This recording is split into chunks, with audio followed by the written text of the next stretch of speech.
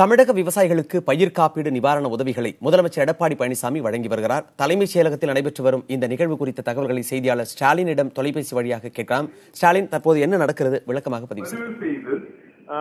வறட்சியால் பாதிக்கப்பட்ட விவசாயிகளுக்கு பிரதமரின் பயிர் பாதுகாப்பு திட்டத்தின் கீழ் பயிர் காப்பீட்டு இழப்பீடு வழங்கும் நிகழ்ச்சியானது சில தலைமை செயலகத்தில் நடைபெறுகிறது.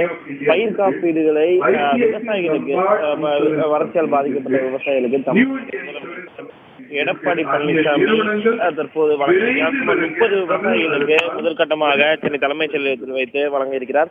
அதன் தொடர்ச்சியாக அந்தந்த மாவட்டங்களில் உள்ள விவசாயிகளுக்கு மாவட்ட நிர்வாகம் சார்பில் இழப்பீடு தொகையானது வழங்கப்படும் என்று தெரிவிக்கப்பட்டது. இந்த பிரதமரின் பயிர் காப்பீடு திட்டத்தை பொறுத்தவரை 2015-16 ஆண்டு முதல் இந்த திட்டமான செயல்படுத்தப்பட்டு வருகிறது. இயற்கை சீற்றத்தால் பாதிக்கப்பட்டவர்களுக்கு இழப்பீட்டு தொகை தமிழக அரசால் வழங்கப்பட்டு வரும் நிலையில் காப்பீடு வழங்கும் தற்போது இந்த நடவடிக்கையானது மேற்கொள்ளப்பட்டு வருகிறது.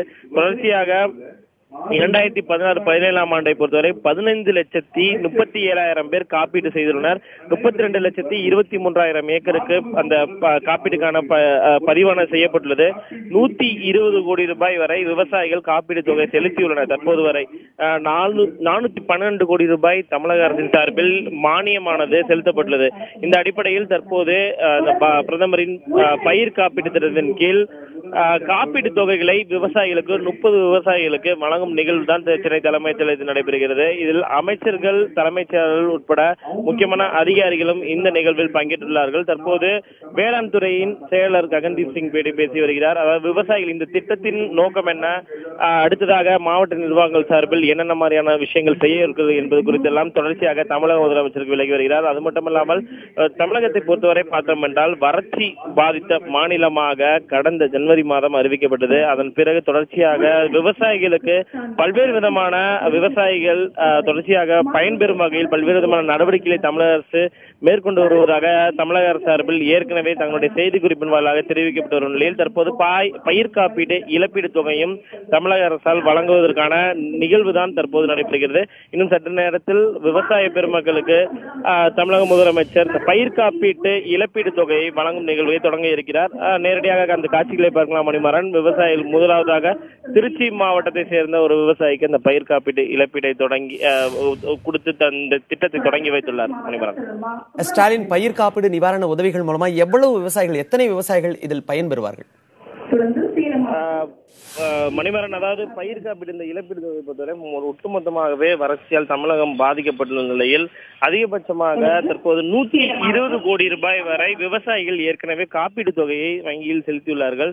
2016-17 ஆண்டில் மட்டும் பார்த்தோம் என்றால் 15,37,000 பேர் காப்பீடு, 15,37,000 விவசாயிகள் காப்பீடு செய்துள்ளனர். அது மட்டுமல்லாமல் ஏக்கர் அளவை பொறுத்தவரை பார்த்தோம் என்றால் 32,23,000 ஏக்கருக்கு இந்த காப்பீடுக்கான பதிவானது விவசாயிகளால் செய்யப்பட்டுள்ளது. இந்த நிலையில் ஒட்டுமொத்தமாக மானியம், அதாவது தமிழக அரசு சார்பில் செலுத்தக்கூடிய அந்த மானியம் என்பது 412 கோடி ரூபாய் வரை மானியமானது ஏற்கனவே செலுத்தப்பட்டுள்ளது. இந்த இரண்டையும் சேர்த்து, அதாவது விவசாயிகள் மற்றும் அரசு சார்பில் செலுத்தப்பட்டுள்ள அந்த காப்பீடு தொகையை இணைத்து விவசாயிகள், இந்த வறட்சியால் பாதிக்கப்பட்ட விவசாயிகளுக்கு தற்போது இந்த தொகையானது வழங்கப்பட்டு வருகிறது. ஏற்கனவே நிவாரண தொகை, அதாவது வறட்சியை பொறுத்தவரை பார்த்தோம் என்றால் மத்திய அரசு ஏற்கனவே, அதாவது தமிழக அரசு கேட்டுக்கொண்ட அடிப்படையில் முழுவதுமான தொகையை ஒதுக்காவிட்டாலும் சுமார் 2,000 கோடி ரூபாய் வரை வறட்சி நிவாரணமானது மத்திய அரசால் வழங்கப்பட்டுள்ளது. இந்த நிலையில் இதெல்லாம் இணைத்து பயிர் காப்பீட்டு, பயிர் பாதுகாப்பு திட்டத்தின் கீழ் இந்த பயிர் காப்பீட்டு இழப்பீடு தொகையை தமிழக முதலமைச்சர் வழங்கி வருகிறார். இன்று இந்த திட்டத்தை தொடங்கி வைத்துள்ள நிலையில் நாளை முதல் அந்தந்த மாவட்ட நிர்வாகங்களில் பயிர் காப்பீட்டு இந்த இழப்பீடு தொகையை விவசாயிகள் பெற்றுக் கொள்ளலாம் என்று தமிழக அரசு சார்பில் தெரிவிக்கப்பட்டுள்ளது. அந்தந்த மாவட்ட நிர்வாகங்களை தொடர்பு கொண்டு பயிர் காப்பீடு இழப்பீடுகளை விவசாயிகள் பெற்றுக் கொள்ளலாம் என்றும் தமிழக அரசு தன்னுடைய செய்திக்குறிப்பின் வாயிலாக தெரிவித்துள்ளது. ஸ்டாலின், இந்த காப்பீடு நிவாரண உதவிகள் மூலமாக எவ்வளவு விவசாயிகள் பயனடைவார்கள் என்பது குறித்து சொல்லியிருந்தீர்கள். இது அவர்களின் இழப்புக்கு எந்த அளவுக்கு ஈடு செய்யும் அளவிற்கு இருக்கும்? ஈரோடு மாவட்டம் திரு சி. பாலு.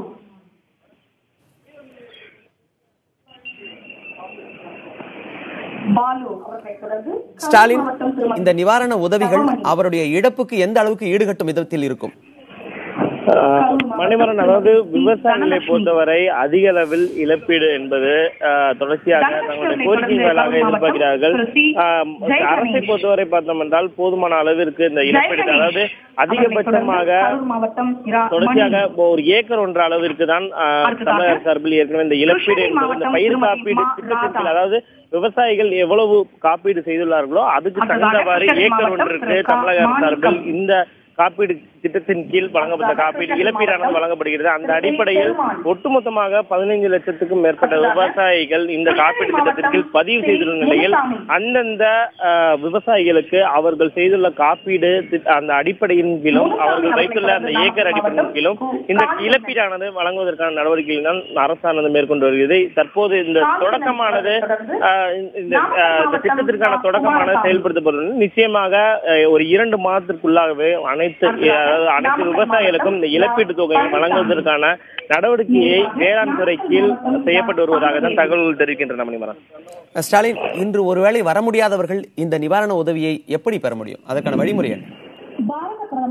மணிமரன், அதாவது இது நேரடியாக சென்னை வந்துதான் இந்த இழப்பீடு தொகையை பெற வேண்டும் என்ற அவசியம் இல்லை. அந்த மாவட்ட நிர்வாகங்களே நேரடியாக சென்று காப்பீடு தொகையை பெற்று காப்பீடுக்கான இழப்பீடு தொகையை பெற்றுக்கொள்ளலாம். அந்த அடிப்படையில் நேரடியாக செல்ல முடியாதவர்கள் அவர்கள், அதாவது குடும்ப அட்டையில் உள்ள அவர்களுடைய அந்த நபர்களின் கீழ் அவர்கள் ஏதேனும் ஒரு அடையாள அங்கீகார அடையாள அட்டையை காண்பித்து தங்களுக்கான இந்த காப்பீடு தொகையை பெற்றுக்கொள்ளலாம் என்றுதான் அரசு தெரிவிக்கிறது. அந்த அடிப்படையில் நேரடியாக மாவட்ட அலுவலர்களுக்கோ மாவட்ட அலுவலர்களுக்கு செல்ல முடியாதவர்கள் தங்களுடைய குடும்ப உறுப்பினர்களை நேரடியாக அதுக்கு தகுந்த ஆதாரங்களை காண்பித்து பெற்றுக்கொள்ளலாம் என்று அரசு தரப்பில் தெரிவிக்கப்பட்டுள்ளது.